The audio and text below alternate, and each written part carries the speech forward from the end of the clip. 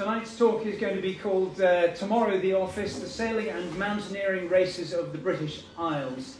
And my lovely lady wife, Mrs. McCaffrey down here, tells me that disasters and comedy, that's all they want. So let's see if I can deliver on both counts. What's coming up? Well, I'm going to tell you about the Scottish Islands Peaks Race. And can I have a very quick show of hands here? Who has heard of the Scottish Islands Peaks Race? Okay, has anybody actually sailed in the SIPR? Yes? No? Just waving. Oh, okay. Just pals. Okay, a couple of other people. Okay, the Three Peaks Yacht Race. Who's heard of the Three Peaks Yacht Race? A lot of people have heard about it. Who sailed in it? Yes. Okay. And the Irish Sailing and Mountaineering Adventure Challenge. Who's heard of that? And who has sailed in it? Only the people that have been on it. Okay. And then I'm going to talk about a couple of other races and give you a suggestion. I've heard about them. And then I'm going to tell you what came next. Okay, I'm going to take any questions right at the very, very end. But there is audience participation in the meantime. Okay. I should introduce myself because I'm going to be revealing several disasters that I've had, and I don't want to give you the impression that I'm a total idiot, but I started sailing around about the age of 9 with my father on a little boat called the Silhouette on the rivers Ouse and Thames, and I've got an identical twin brother, Lewis, who does appear several times in this talk, and there's a picture of either him or me, so on the back of the boat, could be either of us. Then I went off to Dundee University and studied geology. And in my final year, we heard about the BP Expedition Award. And we thought, well, we'll put in for that and we'll propose a trip out to St Kilda. And amongst the more startling facts in this tender document was that we were going to leave Oban at 10 o'clock and arrive at St Kilda at 4 o'clock in the afternoon. Which, if anybody been to St Kilda? Okay, that doesn't happen. So anyway, there's a little bit of passage planning was required on top of what was proposed. Anyway, they gave us the award, £500. We went off to St Kilda, and we did also have to get ourselves a professional skipper to help us get out there because none of us had any experience. But that was an early bit of useful experience. Then I went off to Belfast, raced Sigma 33s on Belfast Loch and Loch Foyle, moved to Surrey in '93, did a lot of racing off Brighton, went around the Solent, around the island, and then from 1995 onwards, I joined the Channel Sailing Club and took my RYA day skipper, coastal skipper and yacht master with a number of different tutors, but I have to give a big shout out to John Alden. Who remembers John Alden? Yeah, great guy. Really, really liked John Alden. And he was bold enough to lend me his yacht for the weekend. So I always take my hat off to John Alden, and I need to pay that forward when I buy my yacht. Sorry, Sally. And then I've had about 30 years of sailing, the Hebrides, Solent, including skippering in the Round the Island race, Channel Isles, Isles of Scilly, and Mallorca as well. And so that's the sailing part. What will become relevant a little bit later on is the fact that I'm also a publisher, conference organiser, and running race director. And that becomes relevant about 2/3 of the way through this talk. So on to the sailing and mountaineering races of the British Isles. The first one I'm going to talk about is the Scottish Islands Peaks Race. Now, this is a sailing and mountaineering race that starts in Oban with a fell run around Oban. But you know what? I'm going to leave it to myself, my past self from 2013, to explain. So we organised to go and run this race twice, once in 2013 and once in 2014, and our team name on both occasions was the Old Dogs, because we considered ourselves way back then as already being old, but we did not realise quite how young we were. Now, the audience participation in this presentation, you've got two things to do. It's a little bit like bingo. So if you ever see a pint of Guinness, I want you to give a big cheer. Okay?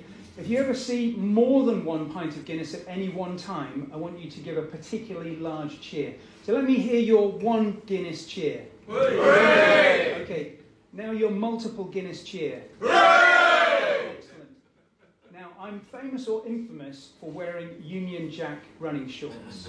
So in the same way, if you ever see a picture of me wearing Union Jack running shorts, I want you to give a cheer.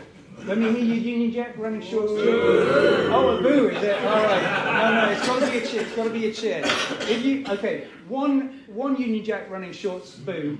2, big cheer. Okay, let me hear you double Union Jack running shorts, cheer. No, much more. Right, we'll save that one to the end. Okay, I'm going to let my past self explain how the old, the Scottish Highlands Peaks race course works, but in all of the races that we have done, we always are the all-rounders. So there's generally at least 2 classes, one where you have sailors and runners. The sailors do the sailing, the runners just do the running, but all of the ones that we did, we were always all-rounders. So all of the crew have basically got to do at least 1 hill. So they've got to be sailors and runners. And that's the most important thing to realise about all of the things that I'm going to be talking about tonight. The interesting thing about the Scottish Highlands Peaks race is that you don't just go and do the hills and it's the first one over the finish line that wins. You have to get man-mountain runs. So if you just get 2 pairs over the 3 hills, you get 6 man-mountains, if you like. If you put more of your crew over onto those hills, you get extra points. So you beat somebody that might have gotten over the finish line quicker than you, but you've got more man-mountains. So I'd just like to give a quick shout out. Our first crew, Dennis Earle is here tonight. Stuart Aikman was on the second one, and Harry Longman was also on both of the trips as well. And you'll see him a little bit later. We were on a Sun Odyssey 32-footer called Firebird. I know that this entered the race at least 17 times. We were the 15th and 16th entries for this particular boat in the Scottish Highlands Peaks race. And the critical thing about all of these races is that you are allowed to propel yourselves using the oars or sweeps, and they have to be particularly long, of course, because they've got to stretch down from the deck down into the water. So there's a peculiar contraption that is set up. But if you work hard at it, you can propel a yacht in absolutely calm conditions if you're going for it at about 2 knots. And this can make all of the difference, as you'll hear. Now, where does the Scottish Highland Peaks race start and go to and finish? This is Dennis, who's just here, hand up. And this is the... Yeah, that's it. So here we are at Oban, and the race starts 20 minutes away. Just want to give you an indication of where we're going to be going. So we are starting at Oban here, do a little bit of run, then we go up through the Sound of Mull to Salem, Benmore Mull, which is just about there, back on the boat, sail down through the Gulf of Lewing overnight, more or less, to Craighouse Bay on Jura, up and down the Paps. Sounds easier, easier to say than do.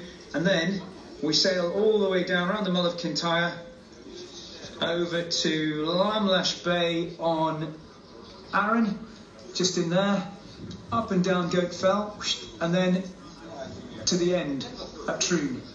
Easy. Very nice. And this... Okay, so... hey, that's right. Oh, well done. You're more awake than I am. They are short. So they are very, very, very short. So this is us ready to get rowed over to the start of the race. And there's Steve Hirons giving us a lift over in the dinghy. And you know what? We decided, this is the very, very first time that we did this. We decided that, was it first or second one? First time. First time. We decided, you know what? We are unlikely to succeed at any other point in this race. So we're going to go out and we're going to try and be in the lead at least at one point. And so you'll see myself and Dennis leading out and then very, very quickly running out of steam. Go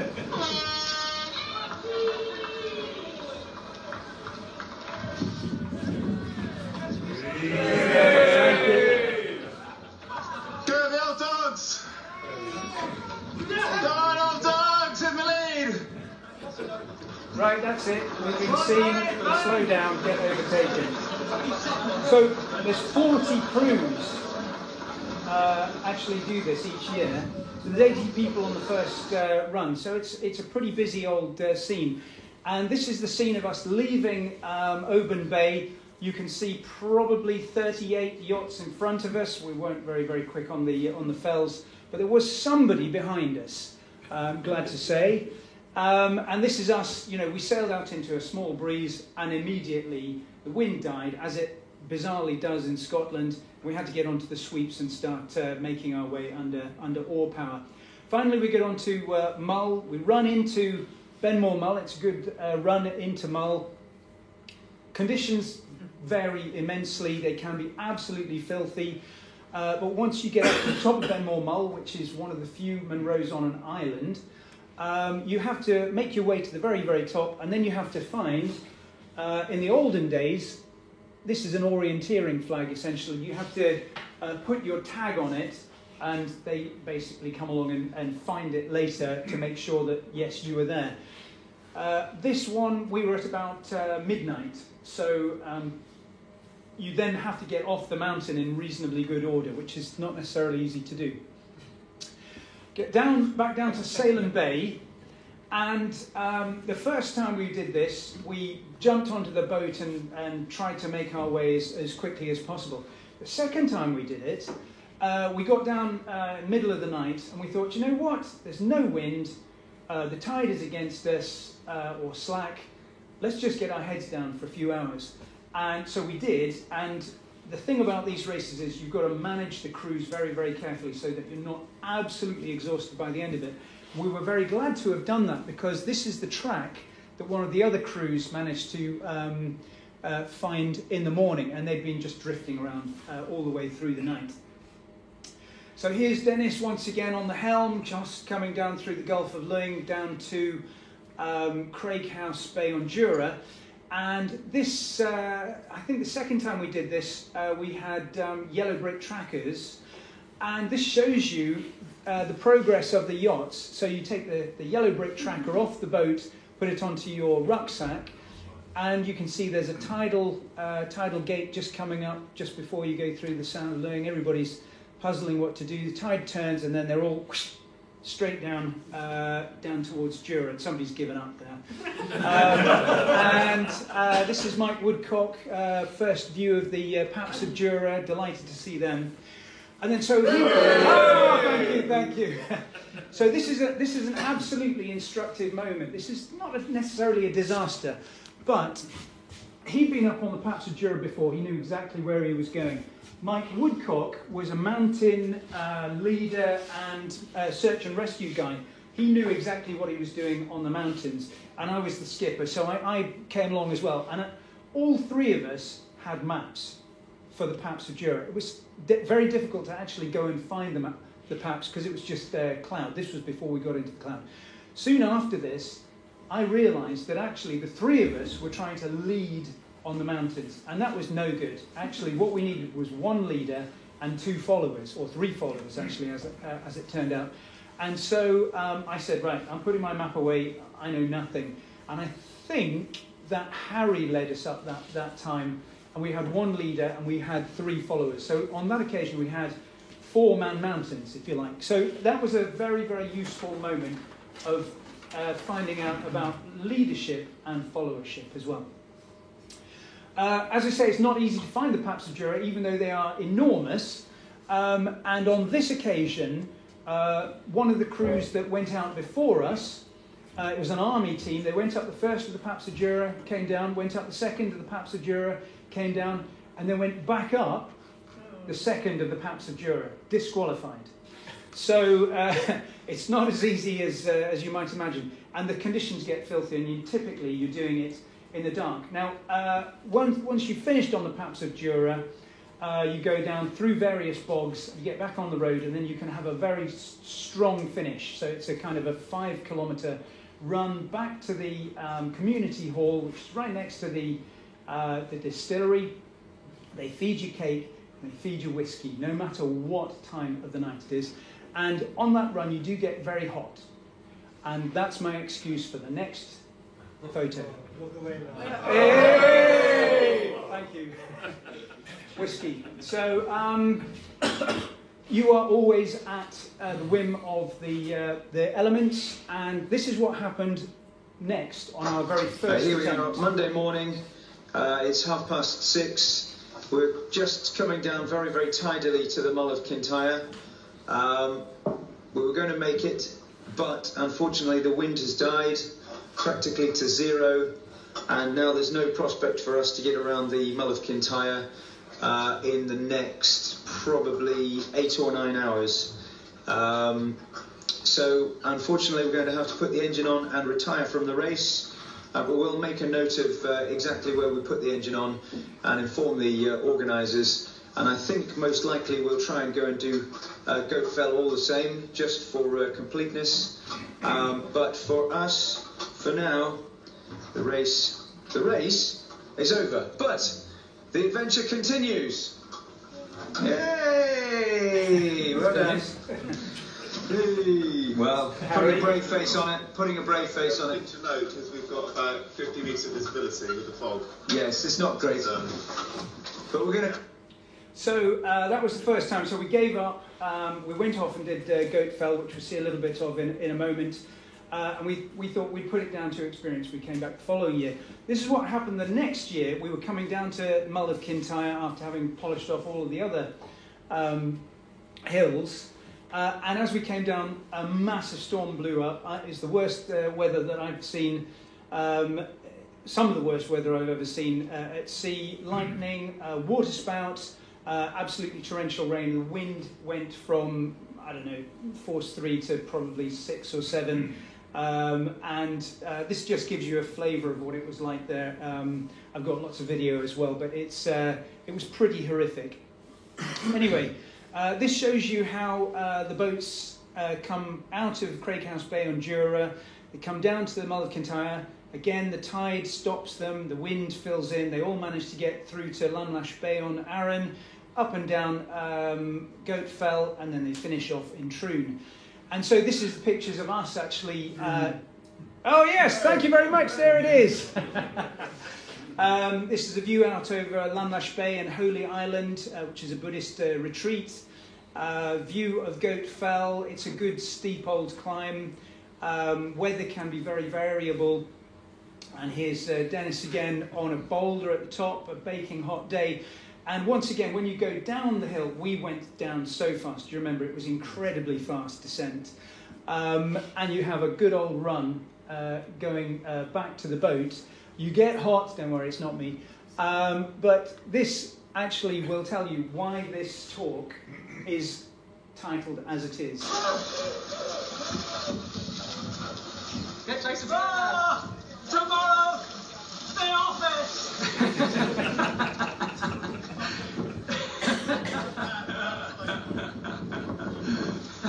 So what time of year is this? This is May. Okay. This is May. So this is us finishing the very first time, and this is us finishing the second time. Okay, so here we are, the Old Dogs team on Firebird, Scottish Islands Picture Race 2014. Last one's in, but for the first time we have completed the race. Yay! Yeah. Thank you. So we were so relieved to finish that race, but I think the first one we were probably, well, we didn't finish the race. The second one, we were the 18th finisher out of 40 starters. And if you have a look at the results, you'll be astonished at the number of people that give up on the very first hill. And you'll be amazed at the number of people that give up on the second hill as well. Nobody gives up on the third hill, I have to say. But we got a lot of kudos from all sorts of people. Basically, I think Che Blythe and Pete Goss commented on perseverance being the greatest quality of all.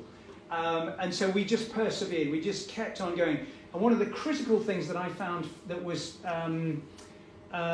useful for, if not winning, but finishing, was making sure that all of your crew did not have any time constraints at the end of the race. The number of crews that had to retire when people said, I've got to be back to work in the office on Monday morning, was really astonishing.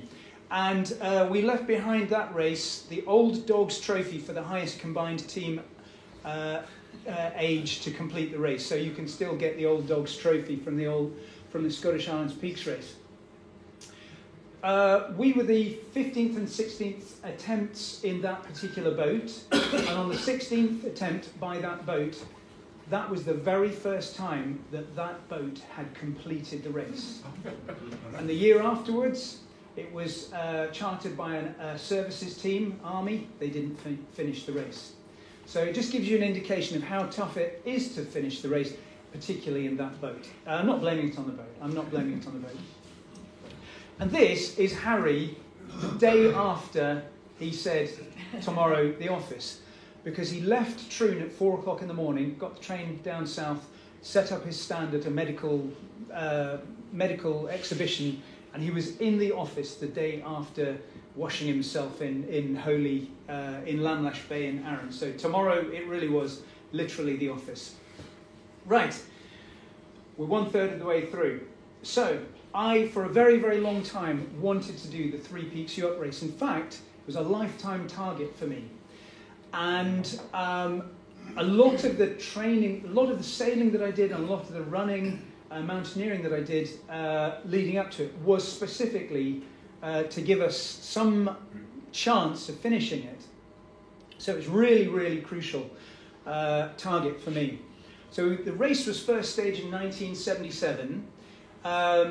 It's a 5-handed crew, so not 4, not 6, which I think actually handicaps them a great deal. It didn't used to involve cycling. It used to go into a different port. Now it goes into Whitehaven, and you have to cycle into the hill. For us, we chartered a yacht from Largs, and we had a 1 week's delivery cruise down to Barmouth, where the race starts. And then, of course, when you go back up again, you're back up in Scotland, so it's not quite such a long trip at the end. Just to give you an indication, the cost for us was about £1,100 per person, but that was for a 2-week trip. We split all of the costs. If you don't know it, the Three Peaks Yacht Race is ranked amongst the 10 most difficult endurance races in the world, and apparently it ranks alongside the Marathon des Sables and the New Zealand Coast to Coast. You start off in Barmouth. Down here you go around past Bardsey Island, into Carnarvon, up and down Snowdon, sail through the Menai Straits, up to Whitehaven, cycle into Scafell Pike, run up and down Scafell Pike, cycle back, past Rins Galloway, Mull of Kintyre, up through the Gulf of Lewing, past, I don't know why they've got Crovehaven on there, but yeah, they have, up past Oban again, and then through the Corran Narrows, which are just here, and then up to Fort William, and you finish off with a run up and down Ben Nevis, 4,406 feet, and it's quite tiring. And in total, the team must sail 389 miles, climb 11,176 feet, run 72 miles and cycle 26 miles. So once you've done that, you can legitimately take the day off. It was co-founded by Bill Tillman. Who knows Bill Tillman? Who knows of Bill Tillman? An absolute lifetime hero of mine. Very, very proud, not only, he was well known as a soldier, an explorer, a sailor, a mountaineer, but he was inordinately proud of his baking prowess. And here on the end of his ice axe is a loaf that he has managed to cook somewhere in the outer reaches of Christendom, possibly up in the Himalayas. So I particularly wanted to compete in the Tillman Trophy, which is the all-rounder trophy. And in the Tillman Trophy, at least 4 of the crew must climb one of the 3 mountains in the race. And as Tillman apparently said, the Tillman Trophy is not so much about winning as overcoming a challenge. The achievement is all. So it's just about getting to the end of the race. Now, we came down from Largs to Barmouth, and in fact, James Glasspool was on that cruise, and the cruise down there was brilliant. We stuffed the car absolutely full of shopping. Here's the crew. You can see myself, Stuart Aikman, who's here. Stuart, there he is. Kate Standeven, who you'll see in a sec. Dennis Earle, who's here. And Martin West and James Glasspool was with us on the delivery trip down to Barmouth. And it was absolutely terrific. We called in at Ailsa Craig, also known as Paddy's Milestone. We stopped in at the Isle of Man. The TT races were on. I've never seen vehicles go so fast. Unbelievable. And then we scoped out the Menai Straits. We'll see a little bit more of that in a second. Put into Carnarvon, put on all of the contraption that allowed us to put on our sweeps. And these two chaps are here tonight as well. We saw so much wildlife, dolphins, porpoises, tons of seals, and it was an absolutely tremendous trip down. Then unfortunately, because we were only allowed 5 on the yacht, we had to say goodbye to James. He was my bunkmate. So disappointed.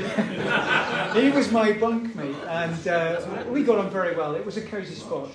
But we got down to Barmouth, and there's a big obelisk on the outside of the town that welcomes you in. And on the side of the yacht club, Barmouth Yacht Club, is this plaque to Bill Tillman, soldier, mountaineer, explorer, sailor, and one-time president of the club. Born 1898, presumed lost at sea in the South Atlantic 1977, on passage to the Antarctic, a legend in his own time. And you can get a couple of different volumes of each of his 7 books on mountaineering and 7 sailing books as well, and both of them are a fantastic read. He had a dry humour, put it like that, a very, very dry humour. Picture of all of the skippers that were entering the race that year. This is Deep Kafari, who you may have heard of. We were escorted out to the start of the race by the RNLI, which, I don't know, does that instill confidence? I'm not really sure.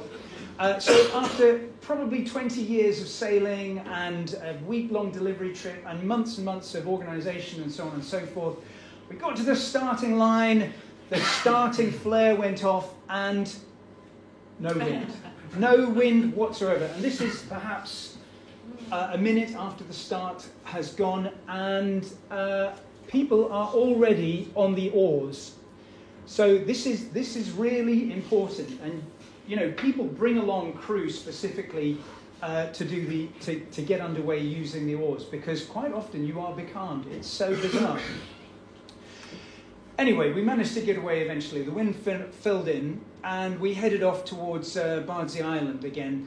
And here's another small disaster. I was on the helm. It was approaching dusk, and I can't remember who was involved, but one person said, I'll go below the lobster pot, and the other person said, I'll go above the lobster pot.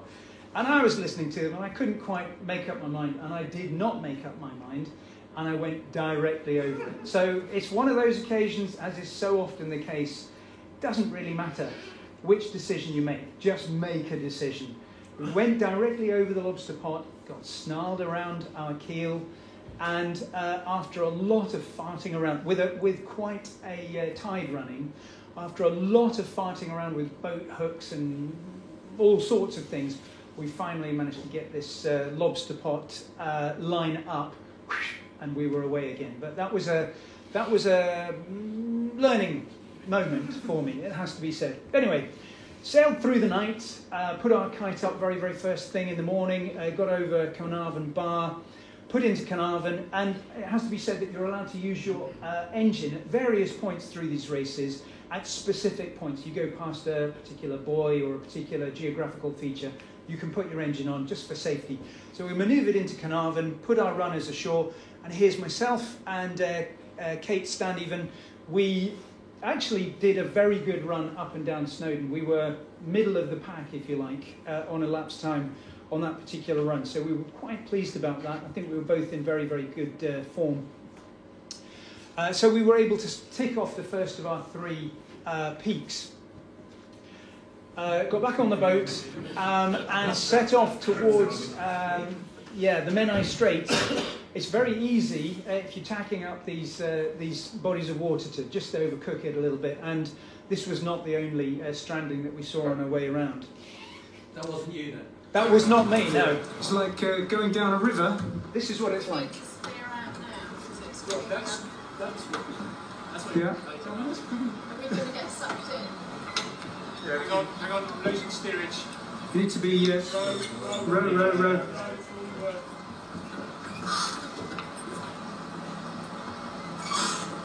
Okay, keep going. I think you're right, this is like one water and a half. Just keeping a little bit of... So we just need to keep the nose forward. Yes, Yeah, keep the nose pointing into it. So the top of line with those until... Your heart is in your mouth the whole way down, because you're basically 5.8 knots. trying to 5.8 knots speed over the ground, and there's rocks going past you at a rate of knots. Very good. That's been done. And I just want to point out here that this T-shirt says "Sailing Obsession: The Fine Art of Getting Really Wet, Really Cold, Going Nowhere Really Fast while Spending Really Large Amounts of Money." So thank you very much indeed, Stuart. Anyway, so we got down to Beaumaris at the end of the far end of the Menai Straits. The wind once again went completely light, no wind to speak of. The sails hanging down like dish rags. The tide set against us. We thought, I'll blow this for a lot. We're not going to expend any more energy trying to get anywhere. So we just nipped into Beaumaris, put the anchor down, and had my birthday. Because from sailing over Carnarvon Bar, going up and down Snowdon and sailing through the Menai Straits, the whole thing, that whole day, was my birthday. And you can see here my family had made me a lovely card, the Three Peaks yacht race, and we had cake and we had tea, and it was really, I would say, one of the best birthdays I've ever had. And we just chilled out for a little bit. And then, eventually, we noticed that the wind had filled in, so we weighed our anchor and we set sail again. And the 2 yachts that were out with us, who had been flapping about for a couple of hours, we just went and rejoined them and had a little bit of match racing against them out towards Puffin Island, which you can see behind the foresail. And actually, this is not my crew, this is a different crew, but this is what happens to you when you do all that sailing. Even if you've got gloves on, you will finally suffer. So lots and lots of blisters. Finally, you put into Whitehaven, and here you have the leaders going off. The reason that they're going so quick at the start is they're on bikes. Then they jump off the bikes and then they run up and down Scarfell Pike. The leaders really are incredibly fast. They'll be on the multi-hulls. You can see a couple of multi-hulls coming through here. But they'll also be in a different class to us. So they are 3 sailors, basically, and 2 runners. And the runners are super quick. They're essentially 50% quicker than us. And that's us actually bringing up the rear, but we're still going. We're still going. This is Dennis and Martin at the end of the cycle and climb up Scarfell Pike. I think it's at the end, isn't it? Okay. We were lucky enough that we. Maybe not. Yeah, maybe not. Maybe it's the start. You look relaxed though. Yeah. Anyway, we were very lucky in that we had a super supporter, Brian Morris, who delivered our bikes to us in Whitehaven, which is plenty of other yachts actually strap them to the foredeck, which is not necessarily ideal if you're banging through a 7 or 8 gale. So we were very lucky with having a supporter like Brian. And we then headed off up into Scotland, went around the Rins Galloway and up past the Mull of Kintyre, on this occasion with no incidents whatsoever. And I took the opportunity to honour Bill Tillman by cooking a loaf aboard the yacht. The next thing that happened to us was getting through the Corran Narrows. Has anybody been through the Corran Narrows? Yes, it's a tricky moment, especially when the tide is coming out against us and the wind is against you as well. And so you have to do this thing called tacking, apparently. And this is what we did. 17 tacks to get through the Corran Narrows. And some of these tacks really only take you maybe 20, that's 2 tacks involved from going from there to there, 1, 2. That maybe only gets you, I don't know, 100, 200 feet? No, 100 feet. But you realise that you're gaining on the shore, and just so long as you gain on each and every single tack, you are finally going to get through. So at the end of 17 tacks, and the poor old crew were exhausted, we finally got through into past the Corran Narrows, and actually the men on the ferry gave us a round of applause, so I was particularly pleased with that. Anyway, we sailed up as usual, arriving at around midnight, and myself and Stuart, who is in the audience here, we set off to climb Ben Nevis, starting off at midnight, pitch black. Stuart had been on the boat for 2 weeks and basically had not gotten off the boat for 2 weeks. So his legs were a little bit stiff. Anyway, we managed to get up Ben Nevis. I honestly was basically asleep for the first 2 or 3 hours, 4 hours, until we got to near the top and the sun came up and I kind of woke up again. But if it hadn't been for Stuart, I'd been in a gully and I'd probably still be there now. Conditions at the top are horrible, and we were pleased to get up, find the top, and start coming back down. And here we are, we finished all 5 of us. Hey! There we go, thank you very much indeed. And we were very, very pleased to have knocked off this. We did all of the peaks, we did all of the sailing. Now, we then went back through the Crinan Canal. We had a lovely champagne tea, beautiful weather. The Crinan Canal. Who's been through the Crinan Canal? Just the one person? Oh, yeah. Okay. Do you ever get a chance to go through? It is so bucolic, it's beautiful. Anyway, we had a champagne tea there, and I remember saying to my crewmates that actually all of them, but this in particular, it was like having a chain. If any one of the links in the chain had broken, then the whole endeavour would have fallen through. So everything had to work perfectly for this for us to succeed. I'm going to show you the promotional video by the Three Peaks Yacht Race. They did a wonderful job on bringing the whole race into a 4-minute video, and I'll show it to you now. Here we go. This is of our race. This is the year that we did it.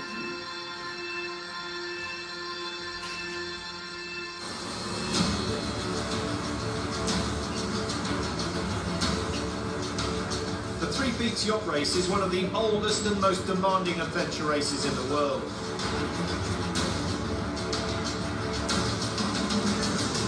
Crews of 5 sail from Falmouth in North Wales to Fort William in Scotland. En route, they have to moor at designated harbours, and 2 members of each crew have to summit and return from the highest mountains in Wales, England and Scotland, with the race finishing after the descent of Ben Nevis.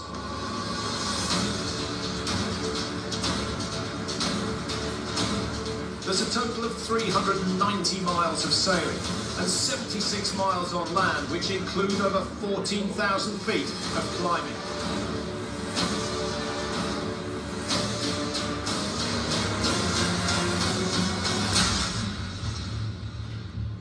No wind.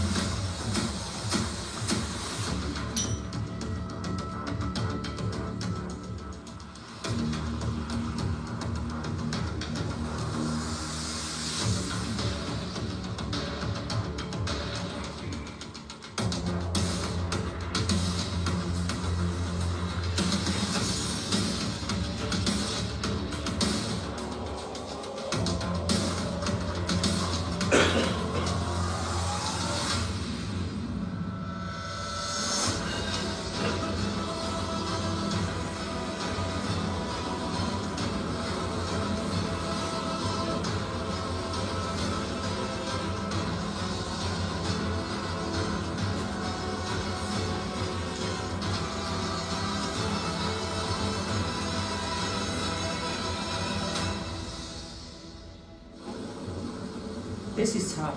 This is really tough. It's brutal on the sailors, and we thought we had the easy time because we didn't have to run up the mountains. And equally for the runners, they have a brutal time. They get absolutely nailed. They have to sit on a boat in very uncomfortable conditions 9 times out of 10 and prepare themselves for like 3 marathons uphill. And I think it's very rare that you can get such extremes together. And but the community it creates is amazing, and the support and the fun and the banter that we've had with all the other teams. It definitely makes you part of a unique family once you've done it. And now I know why when I said to people, oh, I'm going to do the 3 Peaks Yacht Race, they said, oh, I've done that, that's brilliant. And everybody knew, and everyone had a favourable word to say for it, and I'm quite pleased now to be part of that family.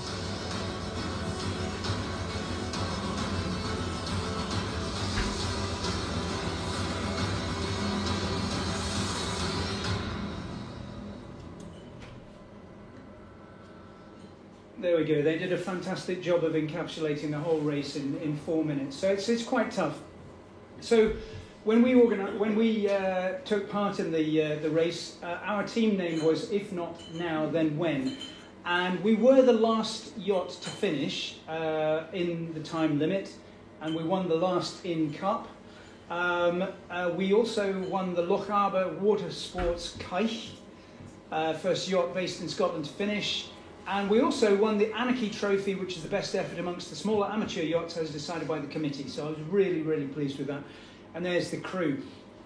Now, 3 Peaks Yacht Race took place in 2019. Didn't happen in 2020 or 2021 because of COVID, of course. It then took place in 2022 and 23. Didn't happen last year. It won't be happening this year. And I think what has happened is it's almost too tough.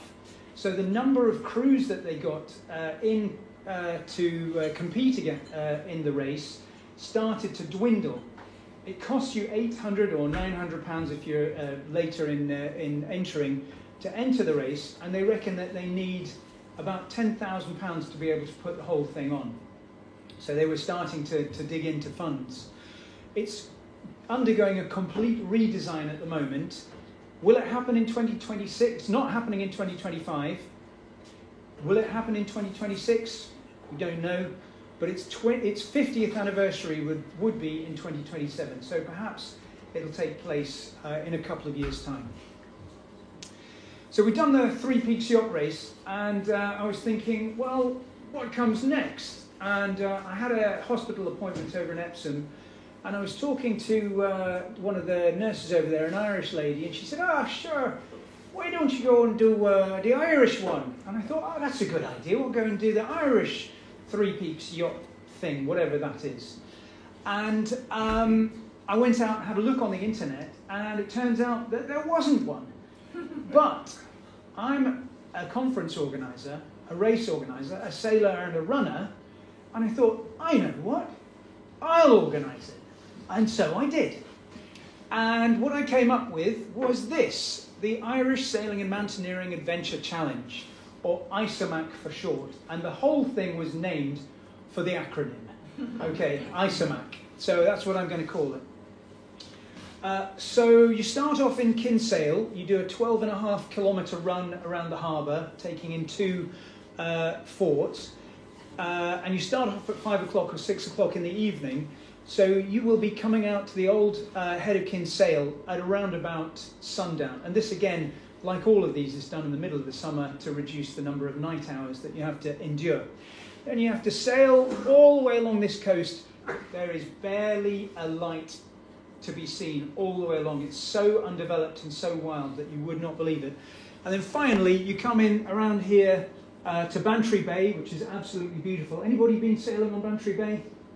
Yeah, a couple of people. Put into Adragole, and then from there you go around Hungry Hill. Anybody heard of Hungry Hill, the novel? Great, it's a good read, actually. Jacqueline du Maurier. Hungry Hill is not the biggest of the mountains that you have to get over on this race, but it is, I think, the one that requires the most skill and is the most dangerous. And then once you've done that, you sail into the Kenmare River, it's the Kenmare River, up into Temple Knowe, a little harbour in here, jump on your bicycles, cycle 35 kilometres past the Balchbima Pass, which is a tough little cycle in its own right, and then run up and down Carrauntoohil, which is Ireland's highest mountain, and finish, come back out, finish in Dingle, and then, you sail to Dingle, and then you have to run up the Brandon Ridge to Mount Brandon, which is not a small hill in itself, run back down again, finish in Dingle. Finish in the pub, John Benny's pub. And in fact, I went for a reconnaissance trip with a pal of mine, Adrian, and we tried to knock off a couple of these and didn't manage to get up Carrauntoohil. Was one of my 3 attempts to get up Carrauntoohil, and I've never managed it yet. It is a tough hill, absolutely tough hill. Just to give you the stats on this, it's a 70-mile sailing trip to Adrigole, 685 metres up to the top of Hungry Hill, 20 kilometres round trip, 35 kilometres each way on the bikes to get into Carrauntoohil, 14-kilometre round trip to get up and down Carrauntoohil, so not 7 as I suggested to James and Sam. Anyway, that's another story. And then finally you have to do a 32-kilometre round trip to get up to the top of Mount Brandon and back. And if you sail the whole way, and then you sail back to Kinsale, you will be doing 293 nautical miles. And in total, you're doing 78 kilometres on foot, 70 kilometres on bike, and 11,000 feet of ascent. So it's comparable to all of the others. I mean, it's absolutely full on. The others essentially are in relatively sheltered waters. All of this, you're in the North Atlantic, or Kenmare River, or Bantry Bay, but you're hopping into the North Atlantic, so it does get a little bit hairy. So I organised this in 2018, 2019, and after a break for COVID in 2022.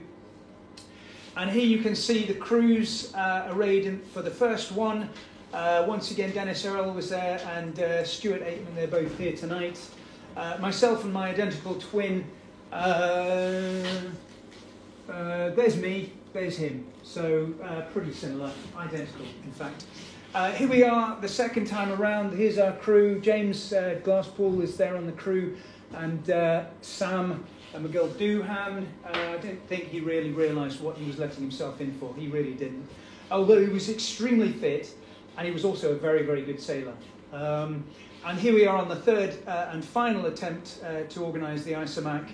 And once again, myself and my brother did it.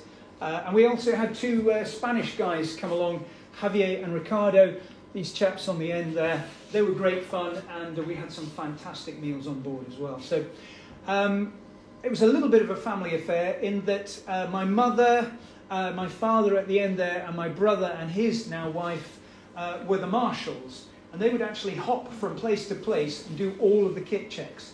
So we had a kit check at the beginning, and then you had your kit checked every single time you got back onto the land. So you absolutely had to have all of your gear, particularly all of your safety gear, to be able to go up onto the mountains. You have to carry a pack which is probably 6 or 7 kilos. So you don't go empty-handed. You go up being able to withstand anything that nature is going to throw at you, gales or whatever, accidents. You should be able to manage for that. So fair play to them. They did 3 ISOMACs, and they were up for doing kit checks 24 hours a day. So fair play to them. And it's my father's 93rd birthday today. So happy birthday, Father, Walter McCaffrey. This is the very first start, and Dennis is away in the lead there. Kate is bringing up the rear.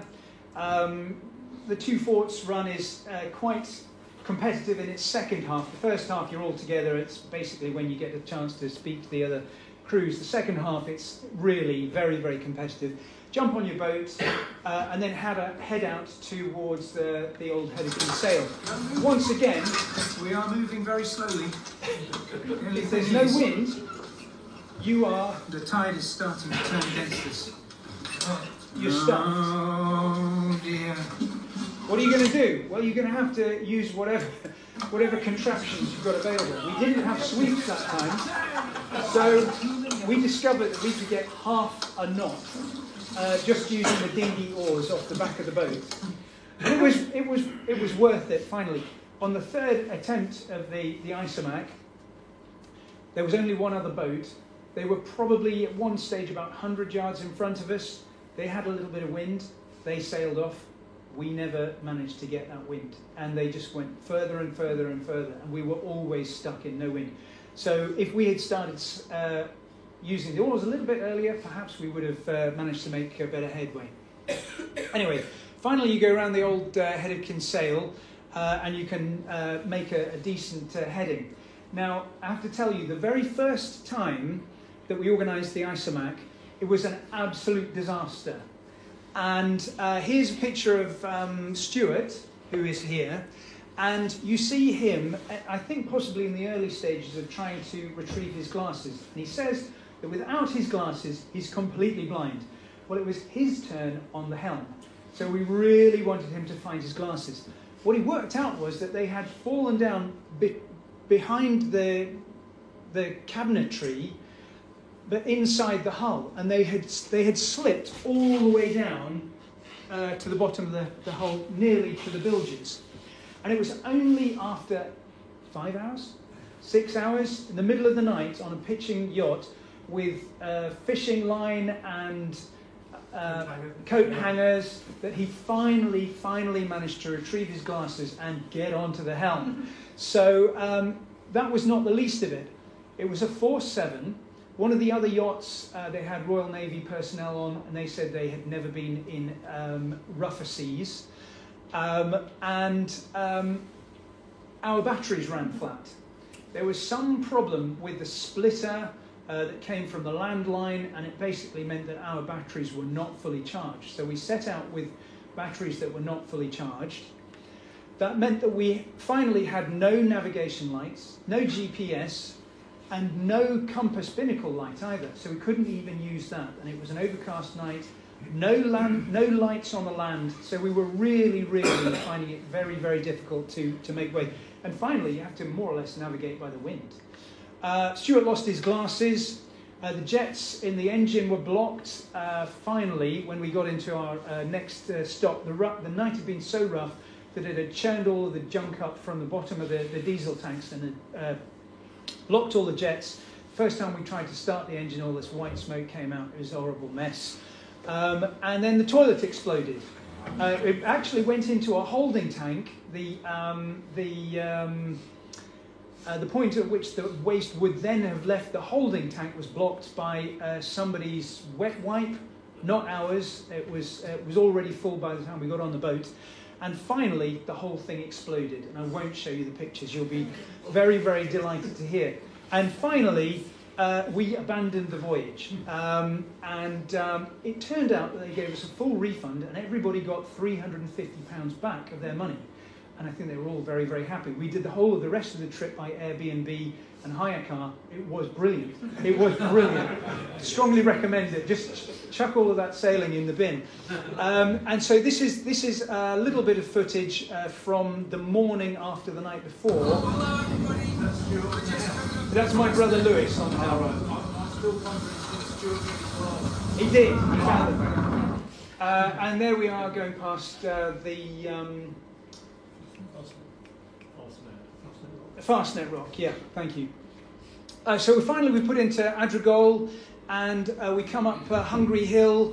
You know, the weather looks benign here, but we're actually in the lee of the mountain. You'll see here, there are no paths here. The route finding is horrific. Okay, you're trying to find your way up through this. It all looks exactly the same. You're looking up a cliff, essentially.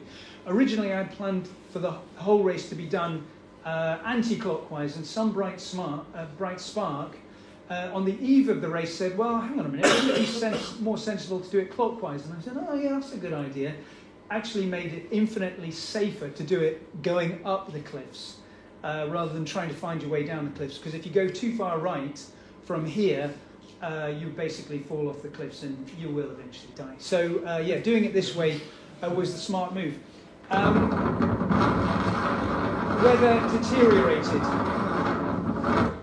and we didn't have the right kit on that particular day. We'd also started out too late, and so night came down.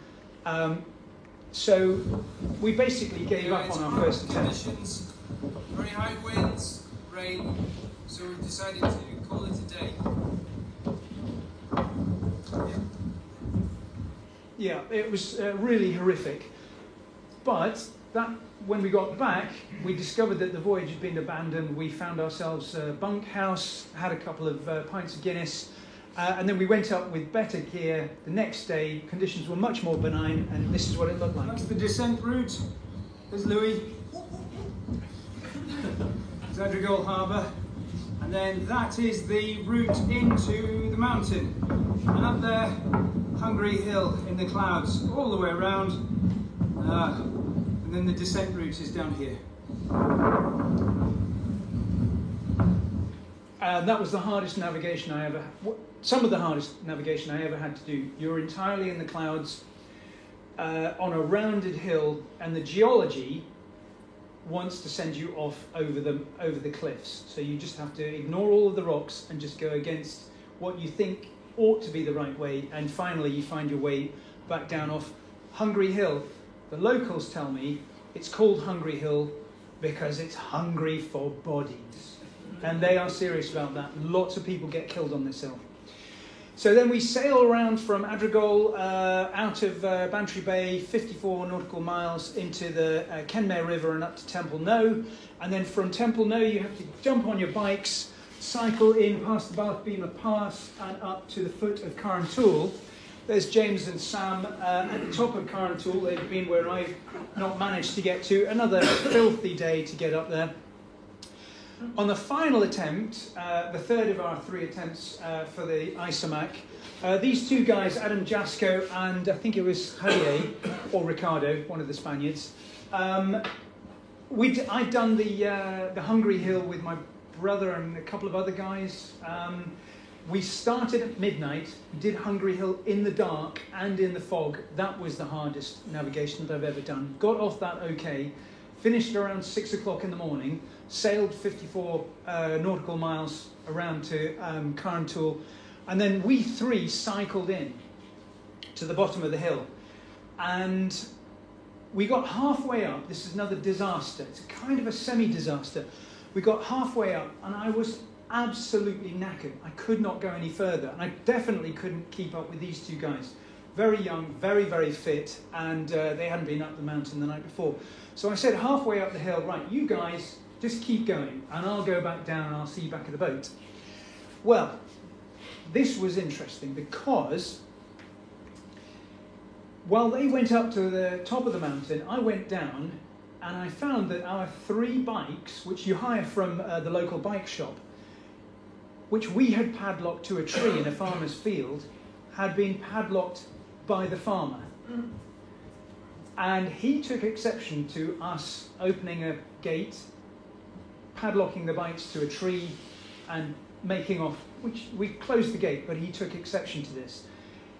So I was down there at a reasonable hour, maybe 8 o'clock or 9 o'clock at night, and I roused him up. He was so angry, and I had to eat a double helping of humble pie to get our bikes unlocked, and I had to shift them out of his field and put them where these guys could find them. These guys came down off the hill at 2 o'clock in the morning. And if they had come down and found their bikes repadlocked by the farmer still, they would have been there the following morning because the farmer would have just told them to get lost. So it turned out well in the end, and they managed to bag the peak and make their way back down to the boat. Now this is, I think, the first attempt on the Isomac, and here are our valiant heroes coming back from their bike ride. Dennis, who's here, is in the lead. He's showing everybody where to go.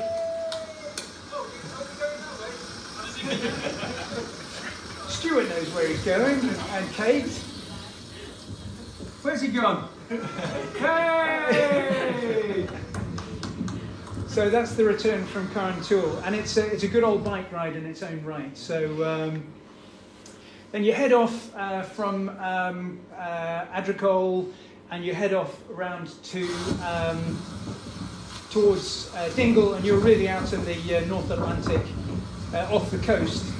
But you see some lovely coastline as you're going along. Basically, I think we had relatively benign weather as we were cracking along. You see the Skelligs in the distance, and you get a little bit closer to them on your way back if you're doing the direct route. And then final disaster, if you like, on our way into Dingle, we stuck the engine on, and we started smelling some odd smells, and we started seeing a little bit of smoke. But it wasn't that far that we had to use the engine to get onto the pontoon. So I ignored it, and we called up the boatyard and said, what's happening? And they directed us to the source of the trouble. And the source of the trouble was possibility of a jellyfish or a plastic bag had covered up the entrance to the cold water intake for the diesel. The impeller had self-destructed.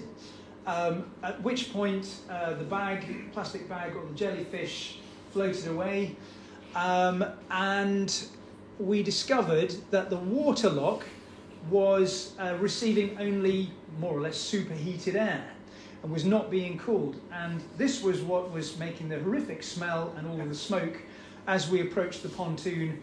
And the chaps from the boatyard advised us that if we had gone on for very much longer, the whole thing would have caught fire and we would have been in some peril. So we were rather relieved to get in and moor up. And the chaps from Sovereign Sailing in Kinsale sorted everything for us. It was a couple of hours, at least a couple of hours, Dingle back to Kinsale. But they sorted everything and they gave us a new bit of equipment, and we sorted out the impeller between us. So that was nearly a disaster. Anyway, finally, you have to go from Dingle up to the top of Mount Brandon, along the Brandon Ridge. And you start off at whatever time you arrive in. If it's midnight, you go at midnight. And the critical thing that I learnt on the ISOMAC was ABM, always be moving. If it's midnight, go at midnight. And so on this particular occasion, I accompanied these two guys out to the edge of town to help them with their navigation, sent them up off the ridge, and this is what it looks like in good weather. Stuart here is leading the way. This is from near the top of Mount Brandon.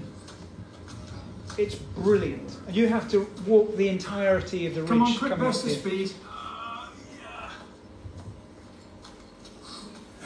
It's absolutely beautiful up there.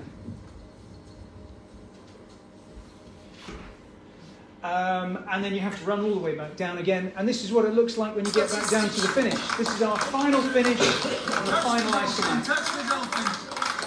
Hey! Very good. My old dad and my mum there. And this is all of the crews and all of the volunteers, and my sister as well, who was over from the States.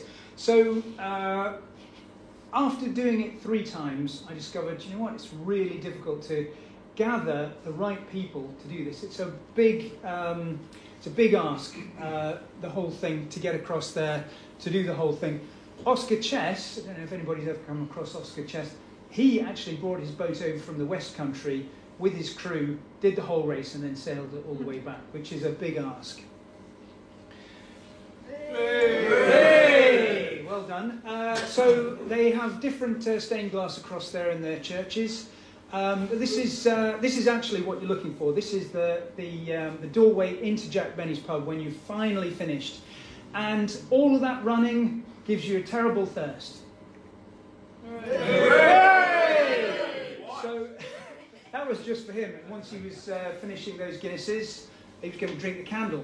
Anyway, so that was the ISOMAC. I did it, organised it 3 times. I really, really enjoyed it, but finally decided that maybe it was an idea that was ahead of its time. Anyway, I want to talk very, very briefly about other sailing peaks races in the British Isles. There's the Southwest Three Peaks race.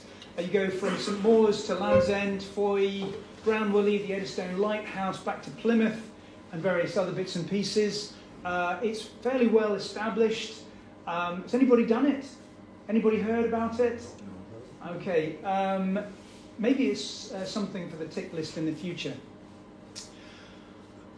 I don't know if there are any others. I'd be very interested to hear whether or not there are any other Three Peaks yacht races. But, you know, since doing the last ISOMAC in 2022, I've been thinking, you know, maybe we should come up with another Three Peaks yacht race. And this is my suggestion. The White Running and Sailing Race. And before you scoff, we have actually done this before. You were on this voyage, weren't you? I'm sure you were. We actually started, you go across the chain link ferry to East Cowes, you run up to Newport, up the Medina, back down to the chain ferry, and then at that point, jump back onto your yacht or get, I don't know what you do. Motorbike out to your yacht.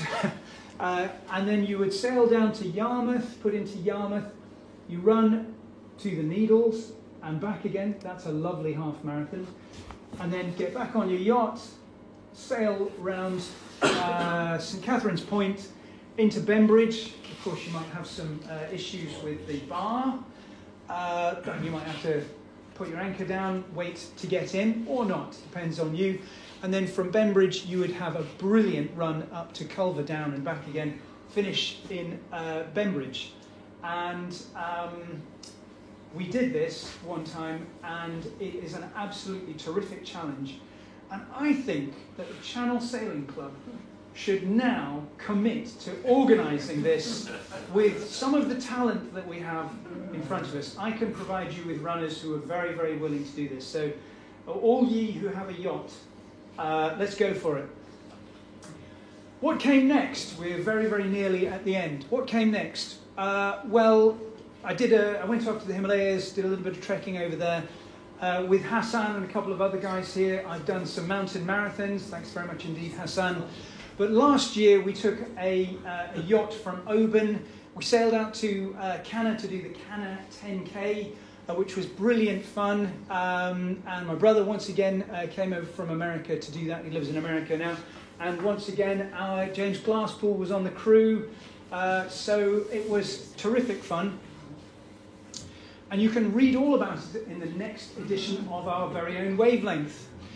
Next year, I have chartered a yacht from Oban. We'll be sailing out to Tiree to do the Tiree Ultramarathon. And in fact, Hassan is possibly going to be joining us, yet to be determined. But other than that, we have the crew sorted for that.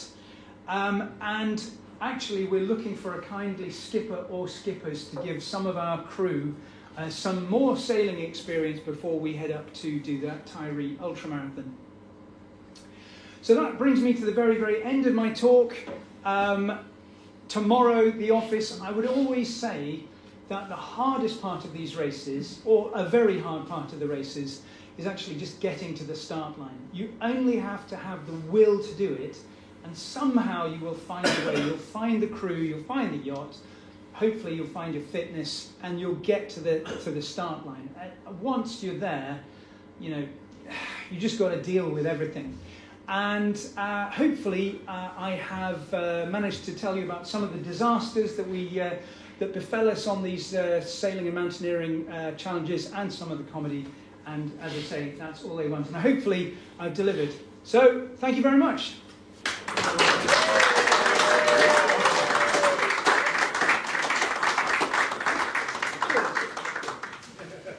I'm gobsmacked.